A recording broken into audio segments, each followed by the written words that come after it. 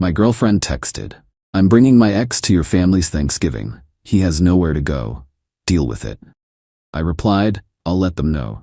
Then I told my family I wasn't coming and booked a vacation instead. When she showed up alone and had to explain why I wasn't there. Original post: I, 29 male, got the text last Monday, 5 days before Thanksgiving. My girlfriend Ashley, 27, and I had been together for 2.5 years. She'd been to 3 family holidays already. My parents loved her, called her their future daughter-in-law. Made me promise to bring her this year. The text came while I was at work. "Hey babe, Trevor's having a rough time. His family disowned him after the thing with his stepmom. Long story. He literally has nowhere to go for Thanksgiving.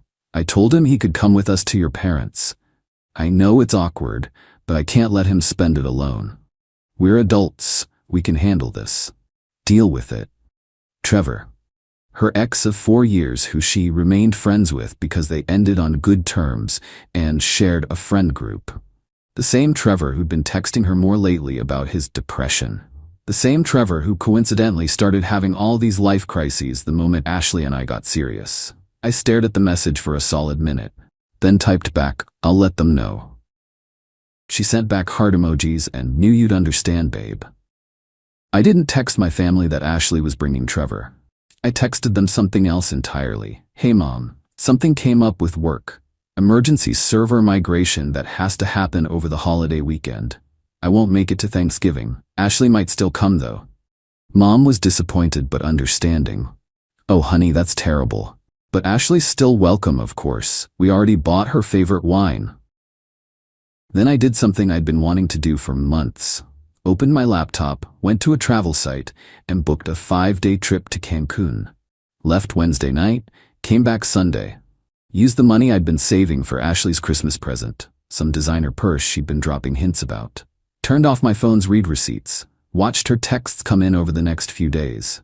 Tuesday, what should Trevor wear? Casual or dress up? Wednesday morning, picking up the pies. Trevor's actually excited to meet your family. Wednesday afternoon, why aren't you answering? We're leaving in 2 hours. Wednesday evening, your phone must be dead. See you there. Then nothing until Thursday at 2 p.m. That's when the storm hit. Update 1, the Thanksgiving massacre. Got back from Cancun Sunday night, tanned and relaxed. Had 73 messages waiting. Not gonna lie, reading them on the beach with a margarita was pretty satisfying. The breakdown started Thursday afternoon. First from Ashley, "Where are you? Your mom says you're not coming? She says you have to work? You didn't tell me? I'm here with Trevor, alone. This is so embarrassing. Your dad asked Trevor if he's my boyfriend. Your sister is giving me death stares. Answer your phone." Then the narrative shifted. "Your mom wants to know why you didn't tell me you weren't coming. I had to explain, you knew I was coming. Now she's asking why Trevor is here. I told them you said it was fine. Your mom is calling you. Your dad looks pissed. Trevor wants to leave. This is your fault. My sister Megan, 25F, filled me in later. Apparently Ashley showed up at 1 p.m. with Trevor in tow, all smiles, carrying pies. Mom answered the door expecting just Ashley. "Oh, who's this?" Mom asked. "This is Trevor. My my friend. Tom said it was okay." Mom's face apparently went through several stages of confusion. "Tom's not coming, dear. He has to work. Didn't he tell you?" The color drained from Ashley's face. She tried to recover, saying I must have forgotten to mention the work thing, but she'd already told Mom that I knew she was coming. The math wasn't mathing. They still invited them in because my parents are polite, but dinner was awkward. Dad grilled Trevor, literally and figuratively. Asked him about his job, unemployed, his living situation, couch surfing, how long he dated Ashley, 4 years, why they broke up. He cheated. Ashley hadn't mentioned that part. The best part? My Aunt Carol, who has zero filter after wine, asked Ashley point blank, "So you brought your ex-boyfriend to meet your current boyfriend's family, but your current boyfriend isn't here? That's interesting." Trevor apparently tried to make conversation about football. Nobody in my family watches football. He ate 3 plates of food, took leftovers, and kept calling my mom Mrs. T, which she hates. Ashley kept checking her phone and making excuses. Tom's probably just busy with the server thing. But Megan said she looked ready to cry. They left after 2 hours. Mom sent me a text that night. We need to talk about Ashley. Call me when you get this. Update 2. The return. I got back Sunday night. Didn't tell Ashley I was back, just posted a single photo on Instagram of the sunset from my hotel with the caption, "Sometimes you need to step back to see things clearly." Ashley saw it within minutes. The calls started immediately. I let them go to voicemail while I unpacked. Finally answered on the 5th call. "Where were you?" She was screaming. "Cancun. Good trip.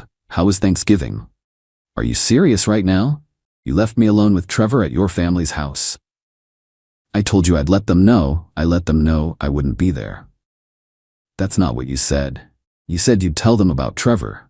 "No, you said Trevor was coming in to deal with it, so I dealt with it. By not being there. You humiliated me.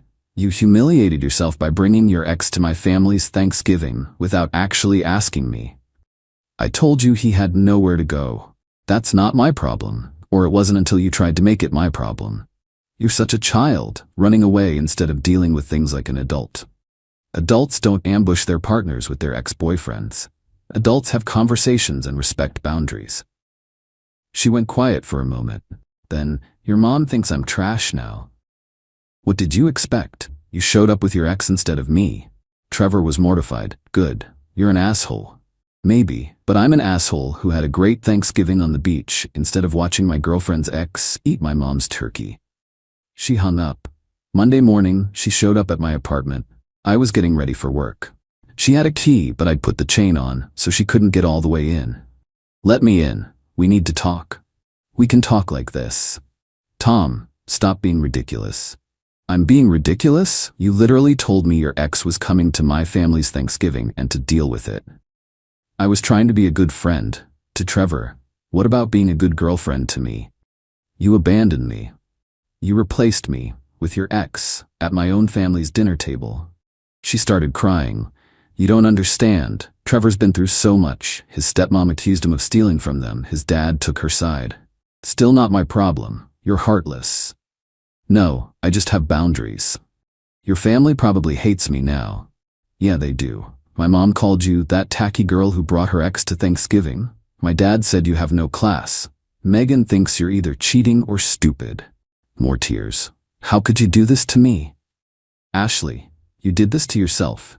You made a unilateral decision about my family's holiday. You told me to deal with it like I'm some doormat you can walk over.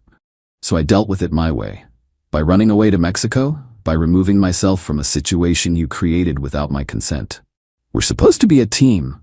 Teams make decisions together. You made this decision alone." She tried a different approach. "Look, I'm sorry, okay? I should have asked, but what you did was worse. You humiliated me in front of your entire family. No, you humiliated yourself by showing up with Trevor. I just wasn't there to witness it." Update 3. The escalation. After Monday's confrontation, Ashley went nuclear. Full scorched earth campaign. First, she called my mom directly. Mom told me about it later. "Tom's mom? This is Ashley. I want to apologize for Thanksgiving and explain. Tom and I had a miscommunication. He was supposed to tell you about Trevor coming, but he must have forgotten because of work stress. You know how men are with details." Mom's response. "Ashley, Tom told me on Monday he wasn't coming. You showed up Thursday saying he knew you were coming. There was no miscommunication. You lied." Ashley tried to recover. "I didn't mean. And bringing your ex-boyfriend to a family holiday, without clearing it with anyone? That's incredibly disrespectful. Trevor had nowhere else to go." "That's not our problem, dear. And frankly, after meeting him, I can see why his family wants nothing to do with him." Ashley hung up on my mother. Then came the social media offensive. She posted on Facebook. "When you try to be a compassionate person and help someone in need, but your boyfriend is too insecure to handle it. Spent Thanksgiving getting interrogated by his family while he was nowhere to be found. Some people's true colors really show during the holidays." Her friends rallied. "Men are so fragile. You deserve better, hun." "He sounds controlling." My sister Megan saw it and commented, "Compassionate? You brought your ex to someone else's family dinner without permission." Tom wasn't insecure, he was smart. #Team Tom. Ashley deleted Megan's comment, but screenshots were already circulating in our family group chat. Then Trevor decided to insert himself. This absolute moron sent me a DM. Bro, what you did was messed up. Ashley was just trying to help me out, and you made it weird. Grow up. I responded. The unemployed guy who mooched 3 plates of food from my family is telling me to grow up? You spent Thanksgiving eating food bought by strangers because even your own family won't deal with you. Maybe focus on getting your life together instead of texting your ex-girlfriend's boyfriend. He blocked me. Good riddance. Wednesday rolled around and Ashley tried another tactic. She showed up at my work at lunch with a bag from my favorite sandwich place. Can we please just talk? I brought lunch. Ashley, you need to leave? 5 minutes, please. Security was already looking over. I didn't want a scene. 5 minutes, outside. We sat on a bench in the plaza. She unpacked the food like everything was normal. I've been thinking, she started. We both made mistakes. I should have asked about Trevor. You should have communicated better. We can move past this. No? Ashley, you don't get it. This isn't about Trevor. It's about you thinking you can make unilateral decisions about my life and my family. It's about you telling me to deal with it like my opinion doesn't matter. I didn't mean it like that. How did you mean it then? Trevor was so sad. His family situation is horrible. I wanted to help. By volunteering my family's holiday? I thought you'd understand. You're usually so easygoing. And there it was. She thought I was a pushover. Easygoing doesn't mean doormat, Ashley. I know that. Do you? Because you've been making decisions for both of us for months. Where we eat, who we hang out with, what we do on weekends. And I've gone along with it because I wanted to make you happy. But volunteering my family's Thanksgiving for your ex? That's where I draw the line. So you're breaking up with me over this? I'm breaking up with you because you don't respect me. The Thanksgiving thing just made it crystal clear. She started crying again. But I love you. You love having me around. There's a difference. Update 4, the extinction level event. After the breakup conversation, things got weird. And by weird, I mean psycho. Thursday night, Ashley's best friend Brittany called me. You need to take Ashley back. No, I don't. She's a mess. She hasn't eaten in days. I literally saw her eating a sandwich yesterday. She's heartbroken. She brought her ex to my family's Thanksgiving. To help a friend in need. God, why are men so insecure? Brittany, if your boyfriend brought his ex-girlfriend to your family's Thanksgiving without asking, you'd lose your mind. That's different. How? She couldn't answer and hung up. Friday morning, I woke up to notifications that Ashley had tagged me in about 20 old photos on Instagram with captions like, "Remember when we were happy?" And "Before your ego ruined everything," and "Guess your family means more than our love." I untagged myself and blocked her. Then came the real psycho move. She called my work and told HR she was concerned about my mental health. Said I'd disappeared for 5 days without telling anyone and was acting erratically. HR called me in. "Tom, we received a concerning call about your well-being." I explained the situation, showed them my pre-approved PTO request for the Thanksgiving holiday. Showed them the texts where Ashley demanded I accept her ex at Thanksgiving. Showed them her social media posts. HR lady looked tired. "So this is a bad breakup?" "Very bad. We'll make a note. If she calls again, we'll consider it harassment." But Ashley wasn't done. Saturday afternoon, she showed up at my parents' house with Trevor. Mom called me immediately. "That girl is at my door with that boy. Don't let them in." Wasn't planning on it. Mom put me on speaker so I could hear Mrs. T. I wanted to apologize in person and explain everything. "There's nothing to explain. Please leave. We just want to make things right. Get off my porch before I call the cops. This is all a misunderstanding. Tom overreacted and Tom reacted appropriately to you disrespecting him and our family. You brought your ex-boyfriend to our Thanksgiving. What kind of person does that?" "Ashley, compassionate person." Dad came outside. "You want to know what I think? I think you're still hung up on this loser and you used our holiday to test the waters." Tom saw right through it. "Hey, I'm not a loser. Son, you're 28, unemployed, homeless, and following your ex-girlfriend to her current boyfriend's family events. You're the definition of a loser."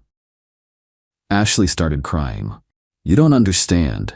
Tom and I were meant to be together." "Mom, were you meant to be together when you brought Trevor?" because that's not how relationships work, sweetheart. They finally left after Dad actually did call the police. The cops didn't arrest anyone, but told Ashley and Trevor they'd be trespassed if they returned. Final update. The aftermath. It's been 3 weeks since Thanksgiving. Here's where everyone ended up. Ashley sent one last email to my personal account. It was a novel-length manifesto about how I ruined her reputation and turned everyone against her, and chose my family over our love. She demanded I reimburse her for the Thanksgiving pies she brought, $60, the gas to drive to my parents' house, $20, and the emotional distress I caused. No dollar amount, just that I owed her compensation. I replied with a Venmo request for $90, the commission I lost taking PTO for the Cancun trip. She blocked me on Venmo. She also tried to get our mutual friends on her side, organized a whole dinner to tell her version of events. From what I heard, it backfired. Our friend Janet asked, "Wait, so you brought Trevor without asking Tom first?" When Ashley tried to explain about compassion in the holidays, Janet said, "Girl, that's insane. I'd have dumped you too." Apparently, half the friend group sided with me, the other half stayed neutral. Nobody fully took Ashley's side, except Brittany, and even she admitted privately that bringing Trevor was probably not the best move. Trevor posted some weird philosophical Instagram story about knowing your worth and not letting others dim your light. Dude, you crashed someone else's family Thanksgiving. What light? Ashley started dating Trevor again 2 weeks after we broke up. Or maybe they never stopped. Don't know, don't care. Brittany let it slip that Trevor's been living with Ashley in her studio apartment, the same studio apartment she always complained was too small for one person. My family? They're already legendary in our extended family for the Thanksgiving when Tom's girlfriend brought her ex. My cousin made it her Twitter story and got 50K likes. Mom framed the security footage of Dad telling Trevor he's a loser. Megan made "Trevor's not invited" her Wi-Fi password. Christmas just passed. My parents made a point of texting me, "Just family this year, right?" Mom also added, "Though if you want to bring someone appropriate, that's fine too." Me? I'm good. Better than good, actually. That Cancun trip cleared my head. Realized I'd been accepting way too much BS in the name of keeping the peace. Ashley thinking she could just dictate terms about my family's holiday was just the final straw. Started dating someone new after New Year's. Her name's Diana, met her at the gym. When I told her the Thanksgiving story, she laughed so hard she nearly fell off the treadmill. Then said, "Wait, she actually brought him to your family's dinner? Without asking? That's sociopathic." I asked her what she'd have done. "Same as you, except I'd have gone to Europe. Cancun's too close." I think I'll keep this one. Oh, and final kicker, got a LinkedIn notification last week. Trevor viewed my profile, then viewed it again an hour later, then Ashley viewed it. They're checking up on me. I updated my job title to Senior Systems Analyst, thankful for boundaries, just for them. Looking back, the whole thing was a gift. Ashley showed me exactly who she was, someone who thought her wants mattered more than my needs, my family, or basic respect. The fact that she brought her ex to Thanksgiving wasn't the relationship ender. It was the deal with it that killed us. Those 3 words told me everything I needed to know about how she saw me. To anyone in a similar situation, when someone shows you they don't respect you, believe them. Don't argue, don't negotiate, don't try to fix them. Just protect yourself and let them face the consequences of their choices. Ashley wanted me to deal with it, so I did. Just not the way she expected. Trevor had nowhere to go for Thanksgiving? Well, now they can spend every Thanksgiving together. In Ashley's tiny studio apartment. Eating takeout because Trevor can't cook and Ashley burns water. That's what we call a happy ending. P.S. My mom still refers to Ashley as that tacky girl with the ex-boyfriend. Dad calls Trevor leftover boy because he took 3 containers of food home. Megan suggested we make it an annual tradition to toast to Tom's boundaries at Thanksgiving dinner. We did it this year. Even my 80-year-old grandmother raised her glass and said, "That girl had some balls, but our Tom had bigger ones." I love my family. My girlfriend posted, "Some people are just meant to be free spirits." After missing our planned weekend together, I replied, "Couldn't agree more." What this free spirit did next made her wish she'd stayed grounded. When she saw the photos, I, 29 male, finally hit my breaking point with my girlfriend Zoe, 27, last weekend. We've been together for 2 years, and I'm done pretending her free spirit act is anything other than pure selfishness. Here's the thing about Zoe. She's gorgeous, artistic, has 15K Instagram followers who eat up her bohemian lifestyle content. Flowing dresses, sunset photos, inspirational quotes about following your bliss and not being caged by society's expectations. She works part-time at a boutique yoga studio and makes decent money selling her photography prints online. When we first met, I was mesmerized. She seemed so different from anyone I dated. Spontaneous, creative, passionate. She'd show up at my apartment at midnight with takeout from my favorite Thai place just because she was feeling the energy. She'd plan surprise picnics. Once she even drove us 3 hours to watch the sunrise from this mountain viewpoint. But after about 6 months, the pattern became clear. Zoe was only spontaneous when it suited her. When I planned something, different story. The last year has been a masterclass in disappointment. My birthday dinner? She showed up 2 hours late because she lost track of time at a crystal shop. My company holiday party that I'd asked her to attend 3 weeks in advance? Bailed last minute to go to a drum circle with her friend Luna. My nephew's baptism? Sorry, babe. I can't handle organized religion's energy today. But I'm an idiot who kept making excuses. She's creative. She's different. She doesn't mean to hurt me. I adapted, stopped making concrete plans, learned to expect disappointment. My friends started calling her Maybe Zoe because her attending anything was always a maybe. Last month I planned something special. My best friend Rashid was getting married in another state, and I was a groomsman. I asked Zoe to be my plus one. Bought her plane ticket, booked us a nice hotel. She seemed excited, even bought a dress. The wedding was last Saturday. Friday afternoon, I'm packing when I get the text. Babe, I'm so sorry but I can't do this. Weddings just feel so conformist to me right now. Plus Mercury is in retrograde. You understand, right? Follow your truth. I sat on bed, holding my phone, staring at that text. 2 years of this. 2 years of being understanding. 2 years of you know how Zoe is. I texted back. Of course. Do what feels right. Then I went to the wedding alone. Explained to everyone that Zoe couldn't make it. Smiled through the pitying looks. Gave my speech. Danced with the bridesmaids. Pretended everything was fine. Sunday morning, I'm in my hotel room scrolling Instagram when I see it. Zoe's post, some people are just meant to be free spirits. Can't cage this butterfly. Free spirit, boho life, authentic, can't be conformed. The photo? Her at some beach bonfire party, laughing with a group of people I didn't recognize. Timestamp showed it was posted at 2 a.m. While I was at the wedding, she was too conformist to attend. She was partying. I commented, couldn't agree more. She liked my comment and replied, knew you'd understand, babe. This is why we work. Oh, Zoe. Sweet, selfish Zoe. You have no idea what you just gave me permission to do. See, what Zoe didn't know was that I'd reached my limit. That text about the wedding wasn't disappointment. It was freedom. And her little free spirit post, that was my green light. I had 6 vacation days saved up. Monday morning, instead of going to work, I called my boss. Family emergency, I said. Need the week. He understood. Then I did something I hadn't done in 2 years. I turned off my phone and became a free spirit. First stop, Rashid's apartment.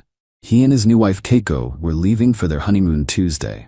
Can I crash here for a few days? I asked. They exchanged looks. Zoe? Keiko guessed. I nodded. Mi casa es su casa, Rashid said, handing me spare keys. I spent Monday doing whatever I wanted. Saw a morning movie, ate lunch at that ramen place Zoe always said was too mainstream. Bought a book I'd been wanting to read, got a massage, turned my phone on briefly to post a photo of my ramen with the caption, following my bliss today. Zoe commented, yes, King. Love this journey for you. 22 missed calls, 38 texts. I turned the phone off again. Tuesday was even better. Took a pottery class, went to a museum, had dinner at a steakhouse. Zoe's vegetarian, so I hadn't had a good steak in months. Posted a photo of the pottery I made, creating my own path. Zoe's comment was less enthusiastic. Where are you? Call me. Wednesday, I drove to the beach. Not the trendy one where Zoe does her photo shoots, but a quiet one 2 hours away. Spent the day reading, swimming, thinking, posted a sunset photo. Sometimes you have to flow where the universe takes you. No comment from Zoe this time. Thursday was when things got interesting. I'd kept my phone off most of the week, but I turned it on that evening. The missed calls were in the triple digits. The texts started concerned, turned angry, then desperate, then angry again. But the best part? The voicemails. Zoe's journey from, "Hey babe, just checking in," to, "Where the hell are you? This isn't funny," was honestly therapeutic to listen to. But here's what really got her. Thursday night, I went to trivia with some coworkers. We've been inviting Zoe for months, but she always said pub trivia was too structured for her. I posted a group photo. Great minds think alike. Within minutes, my phone exploded. I finally answered. "Where have you been?" she screamed. "Following my truth," I said calmly. "Being authentic. Free spirit stuff." "I've been worried sick. I went to your apartment. Your work said you had a family emergency." "Oh, did I forget to tell you? Sorry, I've just been so in the moment. You understand, right? Can't cage this butterfly." "This isn't funny. We had plans this week." I laughed. Actually laughed. "We did? Like the wedding we had plans for? Or my birthday dinner? Or the concert tickets I bought us last month that you forgot about?" "That's different." "How? You can't just disappear." "Why not? You do it all the time. I'm a free spirit." "So am I, apparently." "Couldn't agree more, remember?" She hung up. Friday morning, I posted my masterpiece, a photo collage. Me at the museum she'd promised to visit with me 6 times. Me at the restaurant she always canceled on. Me at the pottery class she said we'd take together. Me at trivia with friends. Me at the beach at sunrise. Caption: amazing week of spiritual growth. Thanks to my beautiful girlfriend for teaching me to be a free spirit. Sometimes you have to miss the planned moments to find the real ones. Blessed, free spirit, living my truth. I tagged her. Her friends saw it first. The comments were brutal. "Wait, didn't she miss your birthday for a sound bath?" Is this why she missed girls' night? Said she had plans with you? Yo, this is savage. Good for you, she does this to everyone, Tiba. The best comment came from her sister. Finally, someone gave her a taste of her own medicine. Team boyfriend 100%. Zoe called me 17 times in an hour. I was at work, so I let them go to voicemail. When I finally listened, she was crying. "How could you embarrass me like this? Everyone's laughing at me. My sister won't stop texting me. This is so cruel." I texted back, "Sorry, at work. You know that structured conformist place that pays for all our dates? Talk later?" She showed up at my apartment that night. Full meltdown mode. But here's the thing about Zoe. When she can't play the enlightened free spirit card, she's got nothing. "You humiliated me," she cried. "I posted about my week. How is that humiliating?" "You know what you did. That caption. Tagging me. I thought you'd be proud. I was following your example. This is different?" "How?" She couldn't answer, because we both knew it wasn't different. I just held up a mirror. "I'm done," I said quietly. "This relationship only works when it's convenient for you, when you want attention, affection, or someone to pay for dinner. But when I need you, when I want to plan something, you're too free-spirited to be tied down." That's not true. Name one time in the last 6 months you've kept plans with me that I made in advance. Silence. "I can't do this anymore, Zoe. I need a partner, not a fair-weather girlfriend. You're breaking up with me because I'm spontaneous? No, I'm breaking up with you because you're selfish. The free spirit thing is just your excuse." She left crying, but not before trying one last manipulation. "No one else will understand you like I do." "Good," I replied. "I'm tired of being understood. I'd rather be respected." Update. Hey Reddit. Figured I'd update since my inbox is flooded and apparently my story made it to Twitter. Here's what's happened in the past week. First, Zoe. Oh boy. Remember how I said she had nothing when she couldn't play the enlightened card? Well, she proved me wrong. She had one more card, the victim card. The day after our breakup, she posted this long Instagram story about how she'd been emotionally manipulated by someone who couldn't handle her authentic self, how she'd given her heart to someone who tried to dim her light. The best part? She ended it with, "Sometimes loving yourself means walking away from people who want to change you." Her followers ate it up. Hundreds of comments about how she deserved better, how some people can't handle a strong, independent woman, blah blah blah. So I did something petty, I posted my own story. Just screenshots. Her text canceling on my birthday, her text canceling on the wedding, her text canceling on the concert, her text canceling on my work event, her text canceling on dinner with my parents. Caption: for everyone asking about my side, 2 years of this. I didn't want to change her, I just wanted her to show up. The narrative flipped instantly. Her comment section became a war zone. Some of her own friends started sharing their stories about Zoe flaking on them. Her sister commented, "Thank you," on my post. But here's where Zoe really showed her true colors. She called my mother. My 65-year-old mother, who lives 3 states away and has met Zoe exactly twice, sobbing about how I was ruining her life, how she loved me so much, how could I do this to her? My mom, bless her, said, "Honey, you missed Thanksgiving, Christmas dinner, and his birthday. What did you expect?" When that didn't work, Zoe tried another angle. She started showing up places she knew I'd be.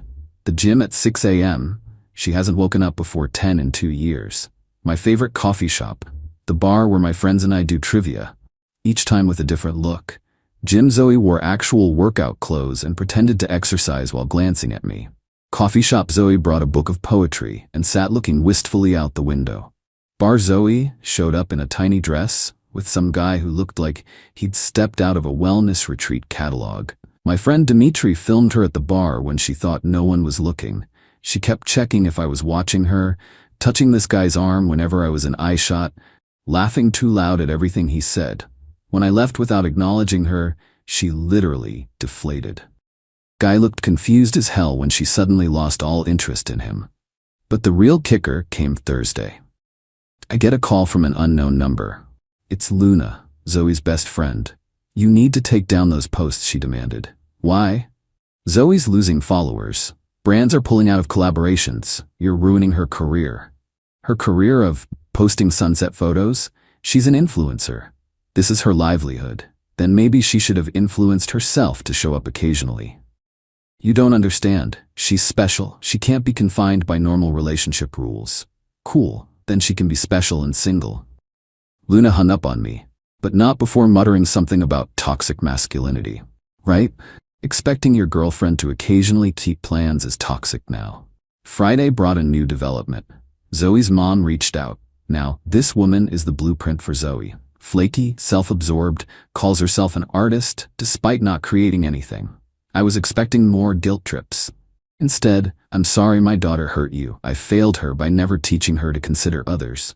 Her father left us for the same reasons you left her. I should have done better." Plot twist I didn't see coming, but here's the best part. Remember wellness retreat guy from the bar? Turns out he slid into Zoe's DMs after that night. They went on a date Saturday. She posted about it extensively. Sometimes the universe removes people to make room for your soulmate. By Tuesday, she was posting quotes about narcissists and red flags. Dude had ghosted her after she showed up 2 hours late to their second date because she lost track of time at a vintage market. The internet is undefeated, y'all. Someone screenshot her soulmate post and her narcissist post side by side. It went mini viral in our city's Twitter. The memes were chef's key. I mean, they were brilliant. As for me, I'm good. Better than good. I went on an actual planned date Friday with a woman from my pottery class. She showed up on time, early, even. We're seeing each other again this weekend, and she already confirmed she'll be there. Oh, and those brands that pulled out of Zoe's collaborations? One of them reached out to me. Turns out they need someone to manage their social media presence. "We like how you handled that situation with authenticity and humor," they said. "The interview is next week."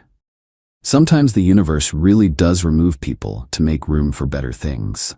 Zoe was right about that, at least. To everyone asking if I feel bad, no.